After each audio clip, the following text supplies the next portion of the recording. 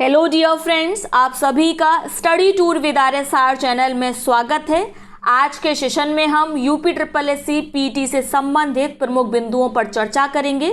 सबसे पहले बात करते हैं क्या पेपर आउट हुआ था, पीटी का एग्ज़ाम क्या कैंसिल होगा, क्योंकि इस संबंध में सबसे ज़्यादा मेरे पास मैसेज आए हैं। तो आपको बता दूं, पीटी का पेपर आउट नहीं हुआ था, एग्ज़ाम कैंसिल नहीं होगा। 24 तारीख को जो आपने एग्ज़ाम दिया था उसी आधार पर आपका रिजल्ट जारी होगा। आप जानते हैं कुछ लोग खुराफाती मानसिकता के होते हैं, वे जानबूझकर इस तरह की जो अफवाहें हैं वे फैलाते हैं। वो चाहते हैं कि आप अपनी जो पढ़ाई कर रहे हैं उससे भ्रमित हो जाएं, दिशा से आप भटक जाओ और आप पढ़ाई ना करें। ठीक है, उन्हें मज़ा आता है इस तरह की खबरों को फैलाने में। तो आप बिल्कुल ध्यान नहीं देंगे, एग्ज़ाम कैंसिल नहीं होगा। ठीक है, पेपर आउट हुआ ही नहीं था। दूसरा, कुछ यूट्यूब चैनल राग अलाप रहे हैं कि 2 स्टूडेंट जो थे वो एग्ज़ाम के ड्यूरिंग में पेपर लेके भाग गए और वही पेपर उन्होंने व्हाट्सएप पर वायरल किया है। तो आप बताइए क्या ऐसा संभव है? कोई छात्र पेपर लेके एग्ज़ाम सेंटर से भाग सकता है? बाहर इतनी सिक्योरिटी होती है, पुलिस खड़ी रहती है। मुझे तो बिल्कुल नहीं लगता कि कोई स्टूडेंट पेपर लेके भाग सकता है। ठीक है, ये संभव ही नहीं है। इस तरह की बातों में बिल्कुल भी सत्यता नहीं है। ठीक है, अगर आप कोई बताइए, अगर आप में से किसी के पास भी पेपर एग्ज़ाम के पहले पहुंचा हो, संभव ही नहीं है। ठीक है, और एग्ज़ाम दोबारा तो बिल्कुल भी नहीं होगा। ठीक है, क्योंकि पेपर आउट हुआ ही नहीं है। फिर से 20-22 लाख लोगों को एग्ज़ाम कराना, 75 जिलों में व्यवस्था करना, ये संभव ही नहीं है। चुनावी वर्ष है, जल्द से जल्द रिजल्ट निकालना है, लोगों को नौकरियां देनी है। तो इस तरह की बातों पर बिल्कुल ध्यान ना दें। आप अपनी मुख्य परीक्षा पर ध्यान दें, मुख्य परीक्षा के लिए पढ़ाई शुरू करें। अब जो पीटी का प्री होना था, यानी जो आपका पीटी होना था, वो तो हो गया है। आपको आगे देखना है अपनी मुख्य परीक्षा, जिस आधार पर आपको नौकरी मिलेगी। ये वैसे भी क्वालिफाइंग राउंड है। ठीक है, तो इसके लिए ज़्यादा माथापच्ची करने की अब आवश्यकता नहीं है। बात करें अब रिजल्ट कब तक आएगा, तो आज ही आयोग ने मीडिया के माध्यम से बताया कि रिजल्ट जो है वो सितंबर के लास्ट वीक में आएगा। ठीक है, हर रोज लगभग 1 लाख कॉपी चेक की जाएगी। सितंबर से कॉपी चेक होना शुरू हो जाएगा। हो सकता है कॉपी चेक होना शुरू हो भी गया हो, और अगर 1 लाख के हिसाब से आप देखेंगे तो तीसरे सप्ताह में ही कॉपियां पूरी चेक हो जाएंगी और चौथे सप्ताह में रिजल्ट आएगा, ये आयोग ने कहा है। ठीक है, साथ में जो आपने OMR की जो कार्बन कॉपी जमा की थी वहाँ पर, वो भी आपके रिजल्ट के साथ अपलोड की जाएगी। तो आप वेरीफाई कर सकते हैं कि आपके साथ कोई भी किसी प्रकार की भी चीटिंग नहीं की गई है। ठीक है, तो ये तो हो गया कि रिजल्ट कब आएगा, सितंबर लास्ट में आएगा। लेकिन आपको रिजल्ट का वेट नहीं करना है, बल्कि आपको पढ़ाई करनी है मुख्य परीक्षा के लिए। ठीक है, जिनका स्कोर कम रहा उनको तो बहुत ज़्यादा मेहनत करनी है, क्योंकि इससे आपको नौकरी नहीं मिलेगी। नौकरी आपको मुख्य परीक्षा से ही मिलने वाली है।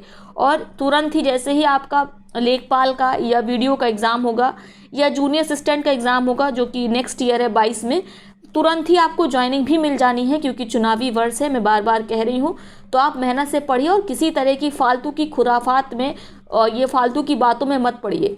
अब बात कर लेते हैं कितना स्कोर सेफ है, कितना कट ऑफ रहेगी पीटी की।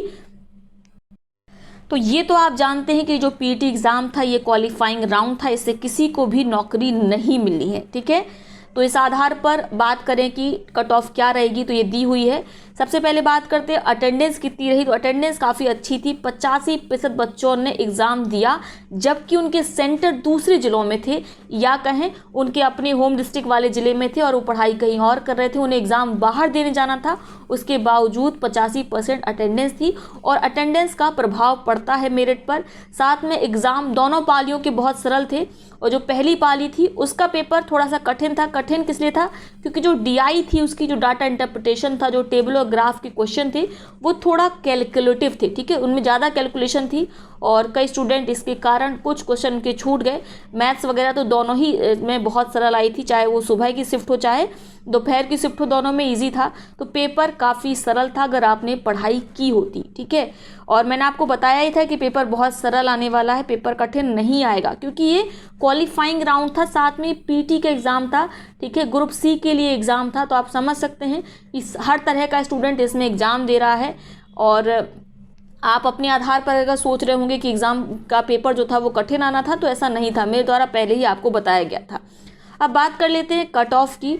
तो जो कट ऑफ रहेगी जर्नल की, जो मेरे अनुसार है, जो मैंने पोल कराया था उस आधार पे मैं कह रही हूँ, बहुत से स्टूडेंट का स्कोर 75 प्लस है, कुछ का 85 प्लस है।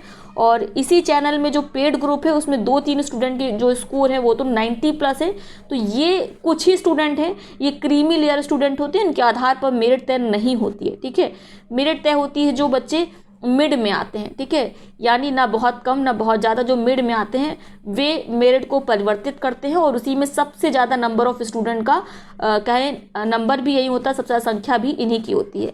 तो जो जर्नल की कट ऑफ रहेगी वो 58 से 62 के बीच में रहेगी। मोस्ट प्रोबेबली मेरे अनुसार 60 रहेगी। ठीक है, सॉरी, मेरे अनुसार क्या रहेगी, 60 रहेगी। और इसी आधार पर आपको लेखपाल का एग्ज़ाम देने को मिलेगा। ठीक है, ओबीसी की कितनी रहेगी, ओबीसी की भी सेम रहने वाली है, उसमें कोई परिवर्तन नहीं रहेगा। फीमेल की 1-2 नंबर, 1-2 प्रश्न जो है वो नीचे मेरिट जा सकती है 56 से 58। ठीक है, एससी और एससी की कट ऑफ कितनी रहेगी, तो एससी की जो कट ऑफ है 52 से 55 के बीच में रहेगी। अगर बहुत एग्जैक्ट बोले तो 53 रह सकती है। और एसटी की जो कट ऑफ है वह 50 रह सकती है, लेकिन जो आप ये देख सकते हैं 48 से 52 लिखी है, तो इसके बीच में ही कट ऑफ आप पढ़ेगी। आप इसका स्क्रीनशॉट लेके रख लें, इसी के आधार पर आपकी कट ऑफ जाएगी। ठीक है, और आप ये कट ऑफ मुख्य रूप से है लेखपाल के लिए आप एलिजिबल रहेंगे। ठीक है, उसके बाद वीडियो की और जूनियर असिस्टेंट की कट ऑफ थोड़ी सी हायर जाएगी और वो रहेगी कि कितनी वैकेंसीज हैं, कितनी सीट्स हैं, उस आधार पर वीडियो और लेखपाल की जो कट ऑफ है वो आपको बताई जाएगी। वो जब फॉर्म आएगा तब आपको पता चलेगा, उसमें बताया जाएगा कि जो वीडियो का एग्ज़ाम है वे 65 से 65 के अबव जिनके मार्क्स हैं केवल वो दे सकते हैं। इसी प्रकार से जूनियर असिस्टेंट में हो जाएगा कि 65 या 68 के ऊपर जिनके नंबर हैं या 70 के ऊपर जिनके नंबर हैं वे केवल जूनियर असिस्टेंट एग्ज़ाम दे रह सकते हैं। ठीक है, कोई ज़रूरी नहीं, हो सकता है 62 ही रहे। ठीक है, जूनियर असिस्टेंट के लिए, क्योंकि लगभग 7000 वैकेंसी जूनियर असिस्टेंट की आएंगी, अभी नई और वैकेंसी नए अध्याचन जमा हुए हैं। ठीक है, तो उस आधार पर जो जूनियर असिस्टेंट की क्वालिफाइंग आपकी जो मेरिट रहेगी वो डाउन ही जाएगी। क्लियर हो गया? तो आप बिल्कुल निश्चिंत होकर, जैसा आपका पीटी गया, अगर पीटी में आपका स्कोर 58 भी है तो भी आपको परेशान होने की ज़रूरत नहीं है। मैं जर्नल की बात कर रही हूँ, हो सकता है ये केवल अनुमान है, ये एग्जैक्ट नहीं है। ठीक है, भविष्य के गर्भ में है कि कट ऑफ क्या जाएगी, लेकिन अगर आपका 58 स्कोर भी है तो आपको भी 58 है या 56 भी स्कोर तो भी आप निराश नहीं होंगे, बल्कि पूरी मेहनत से आप मुख्य परीक्षा के लिए पढ़ेंगे। ठीक है, मुख्य परीक्षा के लिए पढ़ना बहुत आवश्यक है। क्लियर हो गया? इसके साथ आपका कोई इस संबंध में सवाल हो तो आप हमसे कांटेक्ट कर सकते हैं। आप ज्वाइन करेंगे @StudyWin चैनल टेलीग्राम पर जाकर। ठीक है, या आप डायरेक्ट सर्च करेंगे स्टडी विद रागनी मैम, आपको चैनल मिल जाएगी। वैसे भी आपको टेलीग्राम का जो लिंक है वो डिस्क्रिप्शन बॉक्स में मिल जाएगा, आप वहाँ से भी डायरेक्ट ज्वाइन कर सकते हैं। ठीक है, साथ में अगर आप कोई टेस्ट वगैरह ज्वाइन करना चाहते हैं तो उसके लिए आप 8765655103 पर कॉन्टैक्ट कर सकते हैं। इस चैनल के द्वारा जो ग्रुप चल रहा था पीटी के लिए, उसमें सभी स्टूडेंट का जो स्कोर है वो 75 प्लस है। ठीक है, सबका स्कोर 75 प्लस है।